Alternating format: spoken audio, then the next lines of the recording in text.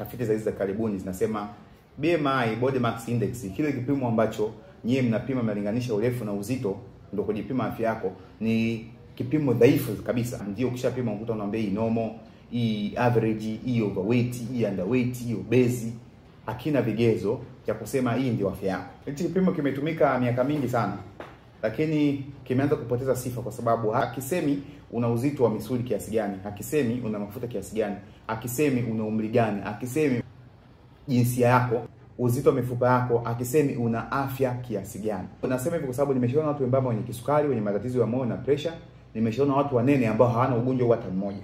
Kwa hiyo BMI haielezei afya yako. Na kumbuka, kufanya mazoezi, kupima uzito ni kwa ajili ya afya. John Cena akitumia BMI anaonekana na overweight na uzito uliopitiliza, lakini mtu mwembamba mwenye mafuta just kitambi tu au na mafuta visceral fat anaonekana yuko na afya. Kwa mujibu wa BMI, wenye wanaofanya mazoezi wote, wana michezo wote, wanaoshughulisha misuli yao wanaonekana hawana afya. Lakini kwa mujibu wa BMI ni wale wanaofanya mazoezi wamekuwa lazy, wanafanya tu diet, wanaonekana ndio wana afya kwa sababu BMI zao ziko. Sikia, misuli ni ishara sahihi ya maisha.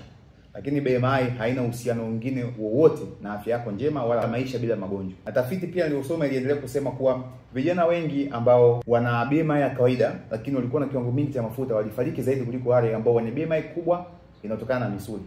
Misuli inakukinga na magonjwa sugu. Magonjwa sio pressure, kisukari, kansa. Misuli inakusaidia kusaidia mmeng'enyo wako wa chakula, metabolism. Hii inasaidia insulin kufanya kazi vizuri. Unaepusha na insulin resistance. Misuli huongeza kinga ya mwili.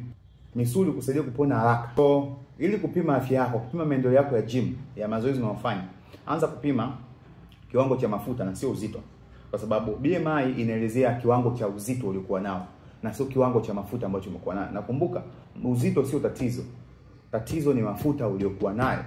Triglyceride. Haya mafuta yaliyozunguka hapa, mafuta yaliyopo huku, mafuta ya mgongoni, hayo ndio matatizo na sio uzito wako. Kupima maendeleo yako, kutaka maendeleo yako kutumia inches. Kama tumbo lako pima, mikono yako pima. Afya yako inatokana na misuli, kiwango cha misuli. Misuli ndio tissue kubwa zaidi ambayo uko nayo wewe. Kwa hiyo misuli sio tatizo. Yaani kama unafanya mazoezi una lift weight alafu misuli inakuwa, kwa sababu hili sio upepo. Sawa? Hizi ni uzito. So uko niambia mimi nije kufanana uzito na mtu au BMI yangu ifanane na mtu ambaye tuko na umri sawa, tuko na kila kitu sawa lakini hana misuli kama mimi. Haiwezekani. Chukua hii. Uzito uelezee afya yako. Zingatia kupunguza mafuta mwilini na sio kupungua uzito. Focus sana kujenga misuli.